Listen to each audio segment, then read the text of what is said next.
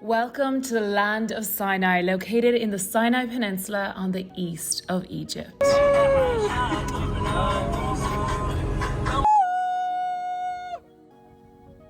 A sparsely populated desert region between the Red Sea and the Mediterranean. Masalama. See you next time. Many people go here to stay in the fancy resorts in Sharm el-Sheikh, which are incredibly beautiful, and what I had originally planned on doing up until I met a group of Egyptians in Siwa. 3 hours, isn't it so worth it? It's so... They told me to ditch my plans of the fancy resorts and travel up the east coast of Sinai to Dahab and Nuweiba to get a real authentic sense of what Egypt has to offer. I'm so excited for you to come along with me to discover more of this incredible country in my final episode of my Egypt travel series. Good morning guys from Nuweiba, which is absolutely beautiful. You're looking out at the Gulf of Aqaba and I am surrounded by the beautiful mountains of Sinai. So Nuweiba is in the east of Egypt and it's just north of Sharm el-Sheikh and Dahab. And I arrived in here yesterday from Cairo, so I got a flight from Cairo to Sharm el-Sheikh, and I had originally said that I was going to stay in Dahab because I only have like 3 nights left. I was like, you know what, I want to stay in one place and kind of chill out between activities because it has been just so busy. So I'm really happy that I made this decision, and I kind of ended up booking this last minute, and honestly it was such a good find. So this camp is called Roxy. There's the rocks in the background and the sea in the front, and it is absolutely beautiful. Hello.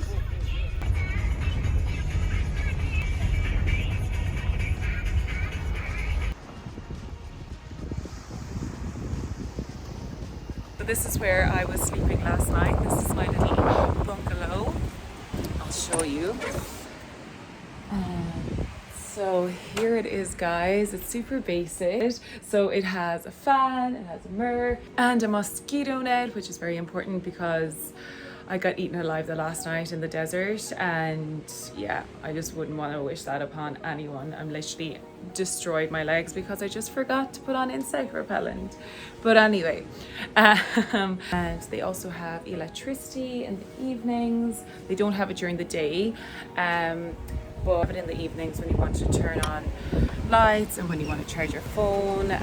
So yeah, very much blissfully happy here. I feel like I'm on some sort of like paradise island away from like the rest of the world. So yesterday when I arrived in Sharm el-Sheikh, I was collected by one of the guys here in Roxy, and then we drove for like 2.5 hours. There was loads of like checkpoints along the way for security as well.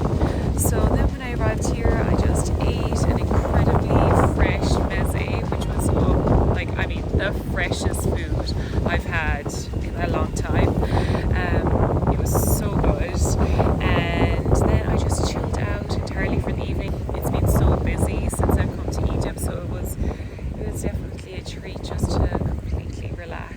So the first morning, myself and some other people I had met the night before headed off to White Canyon, a 40-minute drive from where we were staying. We listened to some Arabic music,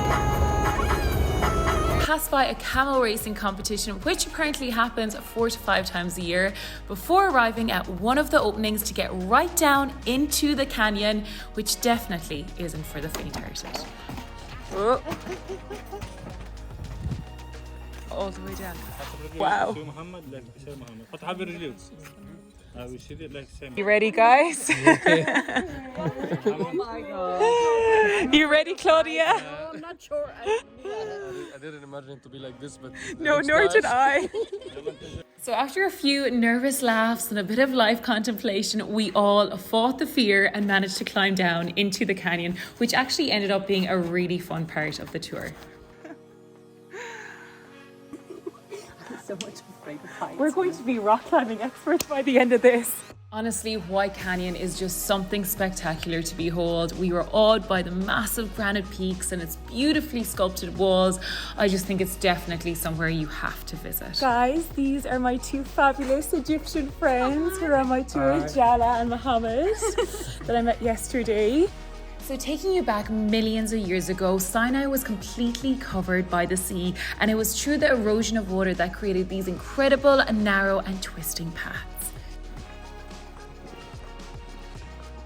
Walking through the canyon, we really felt so small as we walked between these huge 60-meter cliffs. We were like, where are they gone? It's so quiet. Evelyn's after finding a bug, a beetle even.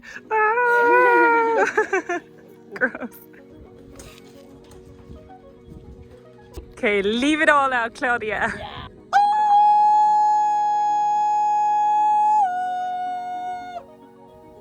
So Claudia just told me that there is a story to the scream, and this is Claudia. She's from Vienna in Austria. Grown up on the countryside, and I was playing in the forest with my sister, my brother, and we knew exactly the place, how far we can go away from our house. Okay. And our mother was screaming this scream when we should come back for lunch. Okay, right. So this is what is one of my childhood memories. In the desert, you can scream and leave out everything that is built up inside you. Exactly. I think I need to leave out a big scream now later on. I have to. Do it. So after about an hour of taking in the spectacular scenes around us and climbing up and down a labyrinth of rocks, we arrived at a Bedouin camp to take refuge from the sun and to have Guys, we're just in Sabaha camp now. Oh, salam. Hello. So guys, this is Evelyn, who's also from Austria. Vienna. In Vienna in Austria. And this is Rosa, who's from Germany. Hello. And you've met Mohammed. You've met Claudia. And you've met Jana. We're just all having some tea here now. So guys, we've just stopped over at another small camp.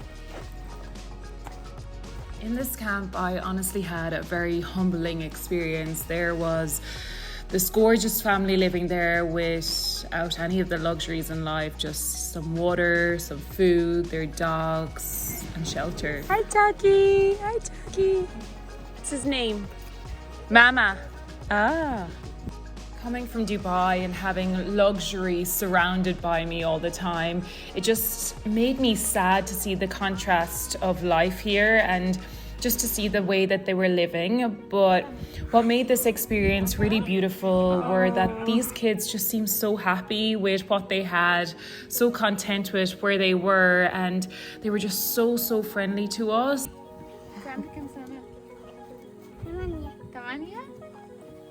This definitely showed me that I should be so grateful for all that I have, and I really have everything that I already need. Guys, it is 10 p.m. I literally only got a few hours sleep last night because I'm off on an incredible pilgrimage tonight and into the early hours of this morning to Mount Sinai. This is the mountain where Moses received the 10 commandments from God. This is something that I learned way back when I was in primary school, so I'm actually so excited. Base of Mount Sinai now. Are you excited? Yes! And we're here with our tour guide, Salam, as well.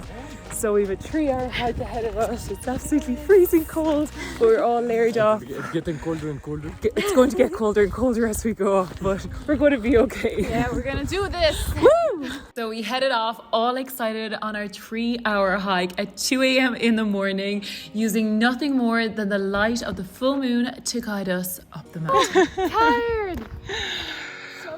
We're almost halfway there, would you say? I hope so. Our lovely Bedouin tour guide showed us an app on how to read stars, which was really cool, and pretty much entertained us all the way up with Bedouin stories, and also told us that many people come here to do week-long silent pilgrimages. I think we attempted to go silent for a while as we walked up, but really just couldn't help but chat with our excitement to get to the top. Just after about halfway up the mountain, we stopped in a Bedouin hut, drank some tea, and listened to the shop owner play an instrument that I cannot remember the name of, but it was really cool. The first 8 kilometers of the hike were pretty easy as it was a paved camel road, so we really had no issues hiking up it other than we were a small bit tired and a small bit sleepy. But it was only the last 220 meters, or might I say 750 stone steps, that were the biggest challenge. And now the steps start. Woo! You seem really excited. Oh. Yalavina, let's go. So 5 minutes before the summit, we stopped again in this cafe to wait an hour before heading up for sunrise. Go inside now because it's getting super cold. Ooh, it's lovely and warm in here. Thank you, shukran. This sugar here. This is This coffee. okay, super. Shukran. Ooh, this is warm and cozy. Kazakhstan, Palestine, Brazil. We all know Brazil. Where's the Egyptian flag? No Egyptian flag. What? Jala, we have to come back here. You have to put up the Egyptian flag, and Yes, I'll put up the the Irish flag. Having some coffee and tea to warm us up.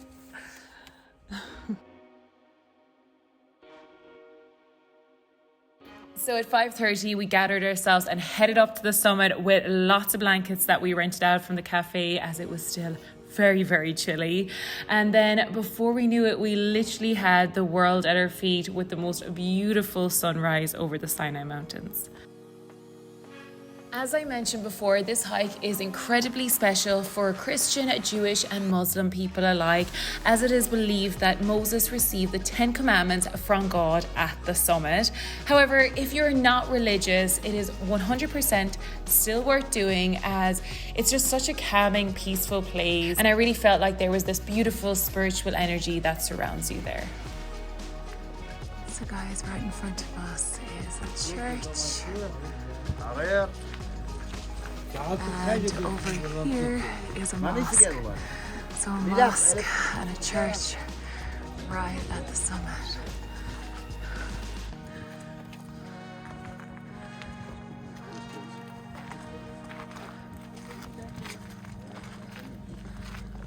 This hike was definitely one of the highlights of my trip. It was just such a beautiful, special place, and just a really overall enjoyable experience. So if any of you guys are coming to Egypt, definitely put this on your list of things to do. Masalama. See you next time. People in the mountain Sinai. Yes, definitely. I'm going to gather them all up in Ireland and bring them here. We've made it after 3 hours. 3 hours. Isn't it so worth it? It's so... I am just out of the sea.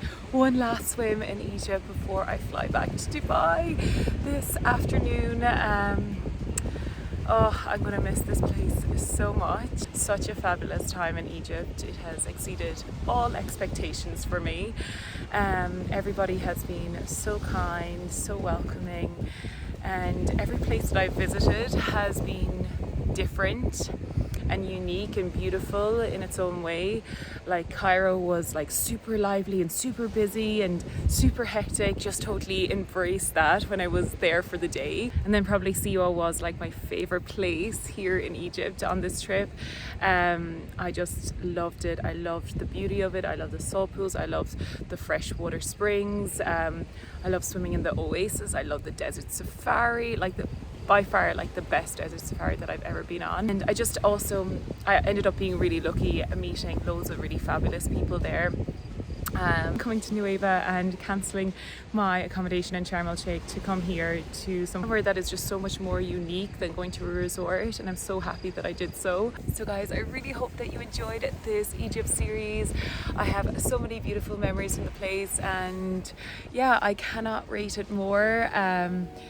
And my trip, I know, was definitely very hectic, going from Cairo to Siwa in the west of Egypt, and then going all the way to Sinai in the east of Egypt. So it has been hectic. It's only been 8 days, but I feel like I've packed in a lot, and I have so many beautiful memories, and I've met so many fabulous, amazing people that I know that I'm going to keep in contact with after this as well. So yeah, it's just been one amazing trip. I'm so sad to go back to reality now, but I will be going on a big adventure again in a couple of weeks, so be sure to like and subscribe, and I will be taking you on that adventure too.